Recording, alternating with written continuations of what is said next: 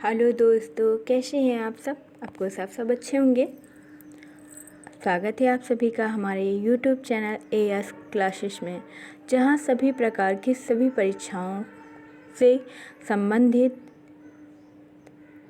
प्रश्न और उनसे जुड़े तथ्य और उत्तर आप सभी को दिए जाते हैं।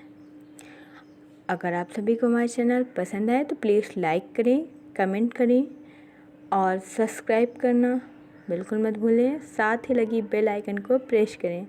चलो हम प्रश्नों को स्टार्ट करते हैं। उससे पहले आप सभी से एक बात कहना बहुत ज़रूरी है कि हम आपसे हर वीडियो में 10 प्रश्न पूछेंगे। अगर आपको उनके आंसर पहले से ही पता हो तो प्लीज़ हमारे कमेंट बॉक्स में लिखकर ज़रूर बताएं कि आपने 10 में से कितने प्रश्नों के उत्तर बिल्कुल सही दिए। ठीक है। और हाँ, एक बात और, ये सारे प्रश्न बहुत ही ज़रूरी, बहुत इम्पॉर्टेंट हैं, जो सभी परीक्षाओं में पूछे जाते हैं। वो चाहे एसएससी हो या सीबीएसई बोर्ड हो, यूपीएससी हो, रेलवे हो, किसी भी तरह का एग्ज़ाम हो, उसमें इन सभी प्रश्नों को शामिल किया जाता है। तो इन प्रश्नों को ध्यान से पढ़ें, इनका जवाब अपने मन से देने की भी कोशिश करें। इससे आपका रिवीजन हो जाएगा। ठीक है। और हमारे चैनल को सब्सक्राइब करें, बेल आइकन को प्रेस करें। ऐसा हम इसलिए बार बार कहते हैं ताकि आपको और आपसे जुड़े लोगों को ये जानकारी ज़रूर मिले। तो चलो शुरू करते हैं। देखिए, प्रागैतिहासिक के अध्ययन का विषय है। मतलब प्रागैतिहासिक के अध्ययन का विषय है। तो क्या अध्ययन का विषय है ये आप हमें बताइए। हाँ, वीडियो को पुश करके आंसर दीजिए और नीचे कमेंट में आंसर देते रहिए। वीडियो को पुश करते जाइए, आंसर दीजिए और उसके बाद देखिए आपके कितने सही और कितने गलत आंसर होते हैं। ठीक है। तो यहाँ पर हम टिक करते हैं। 4 ऑप्शन दिए गए हैं: निरक्षर समाजों का इतिहास, साक्षर समाजों का इतिहास, सभ्य समाजों का इतिहास और नागरिक समाजों का इतिहास। तो प्रागैतिहासिक के अध्ययन का विषय था निरक्षर समाजों का इतिहास। इससे जुड़े तथ्य इस प्रकार हैं कि इतिहास की विशद सामग्री को सार्वजनिक एवं समझने योग्य बनाने के लिए इतिहासकारों ने इसे 3 भागों में बांटा है: प्रागैतिहासिक काल, अधैतिहासिक काल और ऐतिहासिक काल। प्रागैतिहासिक काल का इतिहास पूर्णतया पुरातात्विक साधनों पर निर्भर है। इस काल का कोई लिखित साक्ष्य उपलब्ध नहीं है, क्योंकि मानव जीवन असभ्य और बर्बर था तथा लेखन कला अज्ञात थी। ठीक है, मतलब लेखन कला नहीं थी। अगले प्रश्न की ओर बढ़ते हैं। प्रश्न नंबर 2, मनुष्य ने कृषि का ज्ञान किया। मनुष्य ने कृषि का ज्ञान किया मतलब ज्ञान प्राप्त किया, ऐसा। तो मनुष्य ने कृषि ज्ञान प्राप्त किया था। 4 ऑप्शन इसमें भी हैं: पुरापाषाण काल, मध्यपाषाण काल, नवपाषाण काल, ताम्रपाषाण काल। तो मनुष्य ने कृषि का ज्ञान नवपाषाण काल में प्राप्त किया था। ये सब आप सभी को पता होगा। ठीक है।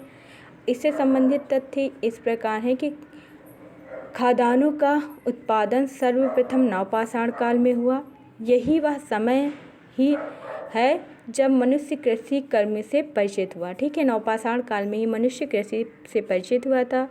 नवपाषाण काल में ही जौ एवं गेहूं की वन्य किस्म को खेती योग्य बनाया गया था। ठीक है, जिससे कृषि जन्य गेहूं उद्योग हुआ। ठीक है।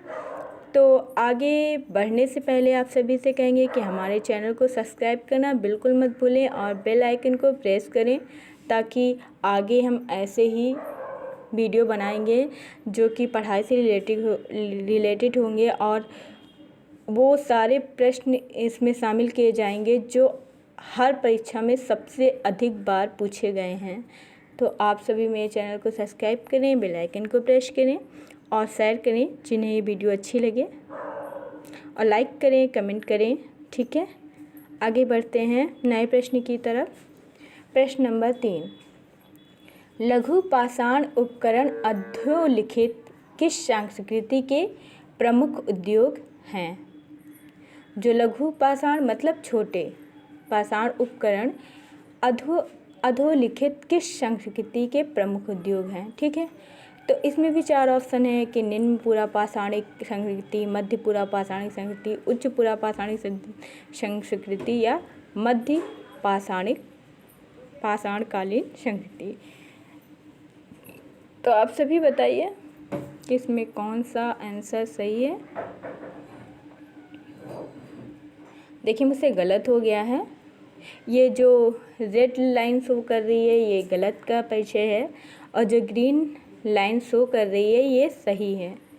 ये जो ग्रीन लाइन शो कर रही है मध्य पाषाणकालीन संस्कृति, इसका मतलब उसका आंसर निम्न पाषाण गलत है और मध्य पाषाणकालीन संस्कृति सही है। ठीक है, तो आप लोगों को याद रखना है कि मध्य पाषाणकालीन मतलब लघु पाषाण उपकरण अधोलिखित किस संस्कृति के प्रमुख उद्योग हैं? तो मध्य पाषाणकालीन संस्कृति के। इससे जुड़े तथ्य हैं कि लघु पाषाण उपकरण मध्य पाषाणकालीन संस्कृति की विशेषता है। भारत में मध्यकाल पाषाण काल के विषय में सब जानकारी सबसे पहले कब हुई थी? अगर पूछा जाए कि पाषाण काल के विषय में सबसे पहले जानकारी कब हुई थी, ठीक है, तो 1867 में। आप बता सकते हैं कि 1867 में हुई थी। ठीक है, जबकि C.L. कार्लइल ने विंध्य क्षेत्र से लघु पाषाणों कारण खोज निकाले। ठीक है, मध्य पाषाण काल के उपकरण आकार में अत्यंत छोटे हैं। ठीक है, वे लगभग आधे इंच से लेकर पौने इंच के बराबर हैं। आप जोड़ सकते हैं कि आधा और पौना इंच कितना होता है। ठीक है, इसमें कुंठित तथा डेडब्लेट, छिद्रक, स्क्रैपर, ब्यूरिन, बेधक और चांद्रिक आदि प्रमुख हैं। ये जो हैं ये 4-5 ऑप्शन 4-5-6 ऑप्शन हैं, ये प्रमुख थे। इसलिए मध्य पाषाण पूरा पाषाण काल को फलक संस्कृति की संज्ञा दी जाती है। ठीक है, आगे बढ़ते हैं नए प्रश्न की ओर। प्रश्न नंबर 4, ब्लड ब्यूरिक प्रकार के उपकरण निम्नलिखित में से किस परंपरा के परिचायक लक्षण हैं? ठीक है, इसमें भी 4 ऑप्शन है कि उच्च पूरा पाषाण काल, मध्य पूरा पाषाण काल या मध्य पाषाण काल, नव पाषाण काल। तो ब्लड ब्यूरिक उच्च पाषाण काल सही है। देखो इसमें सही आंसर गया, एक गलत हो गया था मेरा आंसर। ठीक है, उच्च पूरा पाषाण काल। ब्लड ब्यूरिन प्रकार के उपकरण उच्च पूरा पाषाण काल से संबंधित है। अन्य महत्वपूर्ण तथ्य हैं कि मध्य पूरा पाषाण काल में जम्पर, चार्ट, फिल्ट आदि के पत्थर प्रयुक्त होने लगे थे। इस समय के प्रमुख औजार खुरचनी, बेधनी, फलक आदि थे। मध्य पाषाण युग के औजार छोटे पत्थरों से बने हुए हैं। इनको माइक्रोलिथिक या सूक्ष्म पाषाण कहा गया है। नव पाषाण युग के प्रथम प्रस्तर उपकरण उत्तर प्रदेश के टोंस नदी घाटी में सर्वप्रथम 1860 में लैनमेसूरियस से प्राप्त किया गया था। इस युग के मुख्य औजार स्क्रैपर और ब्लेस्टर, कुल्हाड़ी आदि हैं। ठीक है, आगे प्रश्न की ओर बढ़ते हैं। उससे पहले कह दें जिन्होंने मेरा चैनल सब्सक्राइब नहीं किया है वो प्लीज़ मेरा चैनल सब्सक्राइब कर लें और बेल आइकन को प्रेस करें ताकि मेरी ये जानकारियाँ आपको सबसे पहले प्राप्त हों। ठीक है, आगे बढ़ते हैं और कमेंट करके भी आप सभी जवाब देते रहना कि आप सभी के प्रश्न कितने सही हुए हैं। इससे पता चलेगा कि आपका जो खुद का लोग कहते हैं ना टेस्ट लेना, तो आपका खुद का टेस्ट कितना अच्छा रहा ये आपको पता चलेगा। तो कमेंट करके बताइएगा आप सभी ने कितने सवालों के आंसर दिए बिल्कुल सही। आगे बढ़ते हैं प्रश्न की ओर। प्रश्न नंबर 5, तिथि क्रमानुसार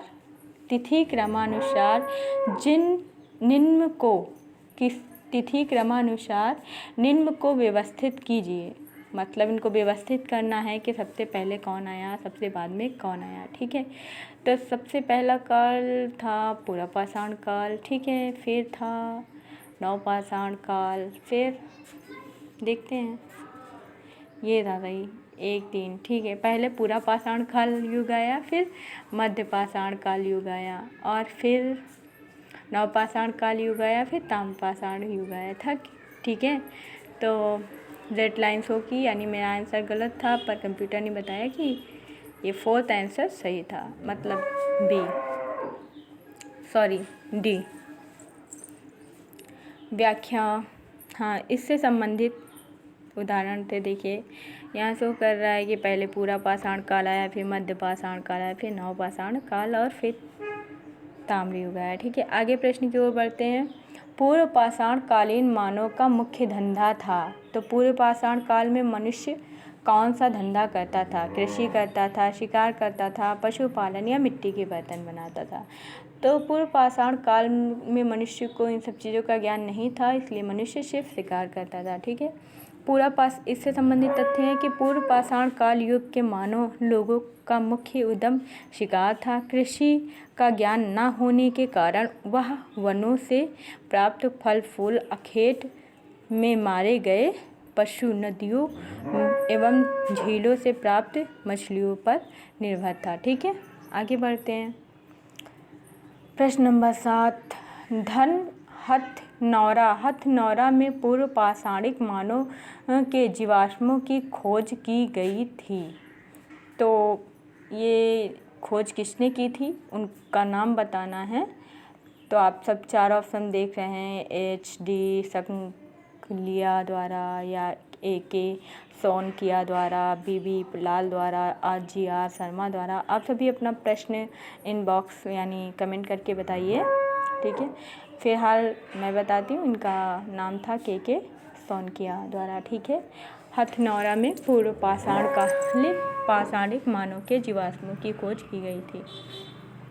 इससे संबंधित तथ्य मिले थे। नर्मदा घाटी में स्थित हथनौरा से पूर्व पाषाणिक मानव के जीवाश्मों की खोज AK सोनकिया द्वारा की गई थी। यहाँ से मानव की खोपड़ी का जीवाश्म मिला, जिसे जीवाश्म का सबसे प्राचीन नमूना माना जाता है। अन्य महत्वपूर्ण तथ्य थे 1956 में बीबी लाल ने व्यास नदी घाटी में अनेक पुरापाषाणीय बस्तियों की खोज की।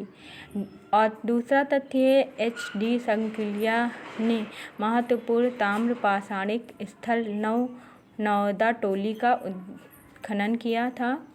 GR शर्मा इलाहाबाद विश्वविद्यालय से संबंध थे, इन्होंने कौशाम्बी का उत्खनन किया था। ठीक है, आगे प्रश्न करने से पहले आप सभी से कहेंगे फिर एक बार कि जिन्होंने मेरा चैनल सब्सक्राइब नहीं किया है वो मेरे चैनल को सब्सक्राइब करें और बेल आइकन को प्रेस करें, और साथ ही कमेंट करके बताएं आप सभी के सवालों के कितने जवाब सही हुए। और शेयर करना बिल्कुल मत भूलें, जिनके लिए बहुत ज़रूरी है, जिनके पेपर होने वाले हैं उनको पता होना चाहिए सवालों का जवाब। ठीक है, तो आगे बढ़ते हैं। सवाल नंबर 18 या 8, निम्नलिखित में से कौन सा प्रागैतिहासिक स्थल नहीं है? तो कौशाम्बी प्रागैतिहासिक स्थल नहीं है। कौशाम्बी प्रागैतिहासिक काल का स्थल नहीं है। शेष स्थल प्रागैतिहासिक कालीन हैं, मतलब नेवासा, बुलजाहोम और ब्रह्मगिरी, ये सब हैं। ठीक है, प्रागैतिहासिक काल के स्थल हैं, कौशाम्बी स्थल नहीं है। ठीक है, अन्य महत्वपूर्ण तथ्य संबंधित है कि ब्रह्मगिरी और कनाफ में स्थित एक नवपाषाण कालीन स्थल है। नेवासा अहमदनगर जिले में स्थित एक ताम्रपाषाणिक स्थल है।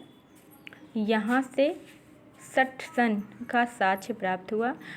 यह जॉर्वे संस्कृति से समृद्ध है। ठीक है, आगे प्रश्न की ओर बढ़ते हैं। प्रश्न नंबर 9, अधोलिखित में से कौन मध्य सोन नदी घाटी का प्राचीनतम भूतात्विक जमाव है। ठीक है, तो कौन जमाव है?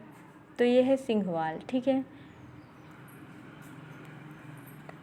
इससे जुड़े तथ्य हैं कि मध्य सोन नदी घाटी का प्राचीनतम से नवीनतम भूतात्विक जमाव क्रमशः इस प्रकार है: सिंघवाल जमाव, कुंतेली और जमाव और पटवारा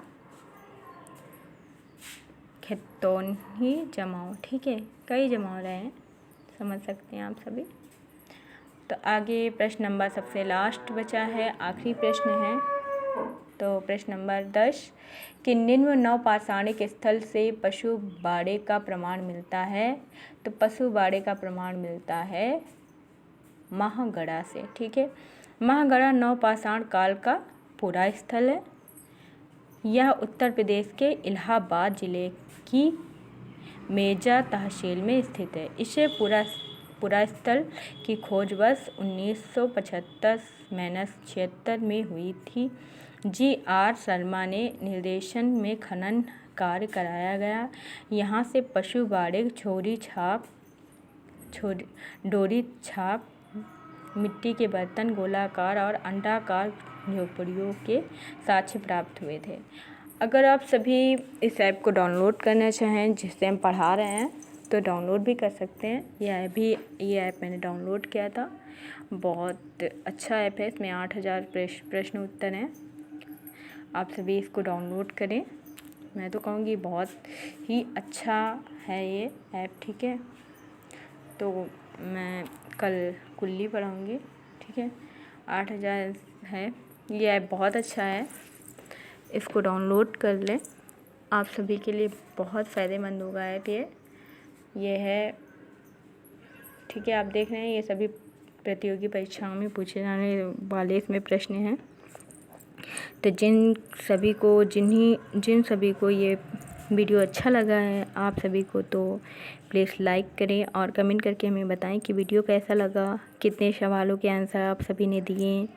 ठीक है, और मेरे चैनल को सब्सक्राइब करें, बेल आइकन को प्रेस करें, ताकि मेरी जो भी वीडियो बनाएं हम सबसे पहले उसका नोटिफिकेशन आप तक पहुँचे और सबसे पहले आपको उसकी जानकारी प्राप्त हो। तो थैंक यू। वीडियो कैसा लगा ज़रूर बताना। Take care.